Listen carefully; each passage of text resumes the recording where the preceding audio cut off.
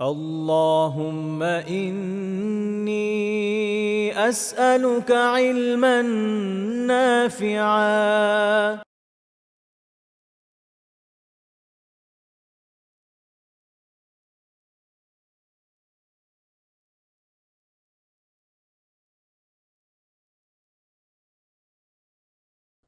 বিসমিল্লাহ আলহামদুলিল্লাহ ওয়াসসালাতু ওয়াসসালামু আলা সাইয়্যিদিনা রাসূলিল্লাহ।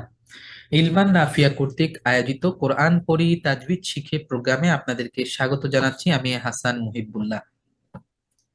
আজকে আমরা কথা বলবো লাহান নিয়ে। লাহান একটা আরবি শব্দ যার বাংলা অর্থ হচ্ছে ভুল।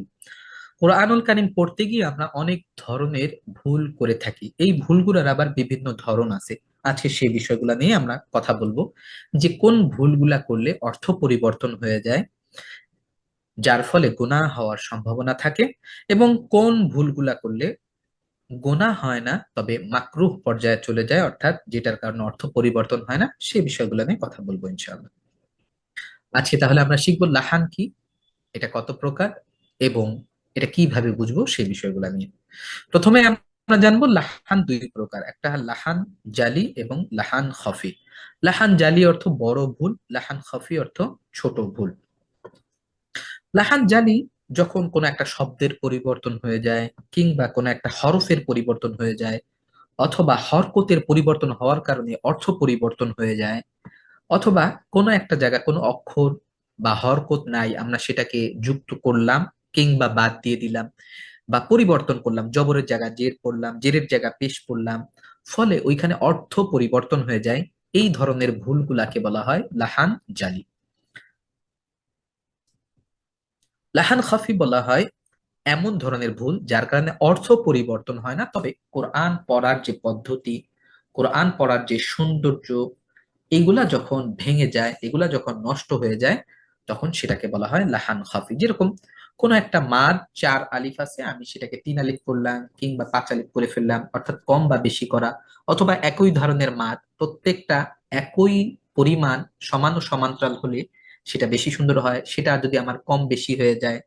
কিংবা গুণনা, একই ধরনের গুণনা আমি কোনোটা একটু বেশি করতেছি কোনোটা একটু কম করতেছি, এরকমটা যদি হয়ে যায়, তাহলে অর্থের পরিবর্তন হয় না, তবে কোরআন পড়ার যে সৌন্দর্য, যে পদ্ধতি, এটা ভেঙে যায়। ফলে এটাকে আমরা লাহানে খাফি, লাহানে খাফি এর হুকুম হচ্ছে মাকরু। আমরা একটু দেখবো লাহানে জালি এর কিছু উদাহরণ। যেমন একটা শব্দ আছে কলবুন, যার অর্থ হচ্ছে অন্তর, কফ দিয়ে এটা শুরু। আর একটা শব্দ আছে কালবুন, এর অর্থ হচ্ছে কুকুর, যেটা কাফ দিয়ে শুরু। কফ এবং কাফ কাছাকাছি, পাশাপাশি মাখরাজ এবং সিফাত। তবে কফ হরফটা মোটা, কাফ হরফটা পাতলা। কফ যখন উচ্চারণ হয় তখন মোটা করে উচ্চারণ করতে হয় কলবুন, আর কাফ যখন হয় তখন কালবুন। এবং কফের কারণে একটা অর্থ হয়, কাফের কারণে অন্য আর একটা অর্থ হয়। কোনো কারণে আমি যদি কফকে কাফ উচ্চারণ করি, তাহলে কিন্তু এটা পরিবর্তন হয়ে যাবে। আবার কাফকে যদি কফ উচ্চারণ করি, তাহলে কিন্তু অর্থটা পরিবর্তন হয়ে যাবে। এখন এই একটা হরফের সিফাত অনুযায়ী এই শব্দের অর্থ পরিবর্তন হয়ে যায়। এই শব্দের অর্থ যখন পরিবর্তন হয়ে যায়, ওই বাক্যটার অর্থ পরিবর্তন হয়ে যায়। ওই বাক্যের অর্থ যখন পরিবর্তন হয়ে যায়, তখন যেই ঘটনার অংশ ওই বাক্যটা, ওই ঘটনাটা পুরাটাই এলোমেলো হয়ে যায়। ফলে এক্ষেত্রে এটাকে লাহানে জালি হিসাবে অন্তর্ভুক্ত করা হয়, এবং লাহানে জালি এর হুকুম হচ্ছে হারাম, তথা এটার কারণে গোনা হবে। কারণ অর্থটাই পরিবর্তন করে ফেলতেছে। আল্লাহ বলছেন একটা, আমি বলতেছি আর একটা। আল্লাহ একটা অর্থে একটা শব্দকে ব্যবহার করছে, আমি ওই শব্দটার উচ্চারণ শৈলী ভিন্ন করার কারণে, হরকতের কারণে হোক, অক্ষর পরিবর্তনের কারণে হোক, শব্দ পরিবর্তন হোক, কিংবা যোজন বিয়োজনের কারণে হোক, আমি ওইটাকে পরিবর্তন করে ফেলতেছি। এই ধরনের ভুলকে লাহান জালি বলা হয়। আর একটা উদাহরণ দেখি, ওয়া কতালা দাউদু জালুতা। এখানে দাউদু দালের উপরে পেশ আছে। এই পেশ হওয়ার কারণে এটার অর্থ হয় দাউদ আলাহ ইসলাম জালুত আলাহ ইসলাম জালুতকে হত্যা করেছে। এখন কোনো কারণে যদি আমি দাউদু পেশটাকে জবর দিয়ে পড়ি, তাহলে অর্থ হবে কোনো একজন ব্যক্তি দাউদ এবং জালুতকে হত্যা করেছে। কারণ এই দাউদ হচ্ছে ইসমে ফাইল, এই ফেইলটা সম্পাদনকারী হচ্ছে দাউদ, আর এটা সম্পাদন হয়েছে যার উপরে, মাফরুল যে, সেটা হচ্ছে জালুদ। এখন এই পেশ এবং এই জবর, এটা কিন্তু অর্থ বহন করতেছে। অনেক সময় আমরা এই জবরকে জের করে ফেলি ইচ্ছা করে, এবং ভাবি যে এটা খুব ইচ্ছা করে হোক বা অসতর্কতার কারণে হোক কিংবা দ্রুত পড়ার কারণে হোক, তখন কিন্তু এই ধরনের পরিবর্তন হয়ে যায় এবং এটাকে কিন্তু লাহান জালি হিসেবে অন্তর্ভুক্ত করা হয়েছে। আরেকটা যদি দেখি, ওয়াইদ ক্বালা ইব্রাহিম, ক্বালা এটা হচ্ছে আম, এক বচনের জন্য ব্যবহার করা হয়, অর্থাৎ ইব্রাহিম আলাইহিস সালাম বলছেন। এখন আমি যদি ক্বালাকে যদি বলি ক্বালা, তখন এটার অর্থ হয়ে যায় দুইজন, তারা দুইজন বলল। অর্থাৎ জবর এখানে আমার টান না দেওয়ার কথা ছিল হরকতের কারণে, ক্বালা। এখন আমি যদি এটাকে দীর্ঘ করি, মাদ করে ফেলি, তাহলে অর্থই পরিবর্তন হয়ে যাচ্ছে। অর্থাৎ আমরা বুঝতে পারলাম যেই মাদ পরিবর্তনের কারণে অর্থ পরিবর্তন হয়ে যায় সেটাকে লাহানে জালি বলা হয়। এরপরে আবার এরকম আছে খলাক না, এটার এক ধরনের অর্থ, খলাক না আর এক ধরনের অর্থ।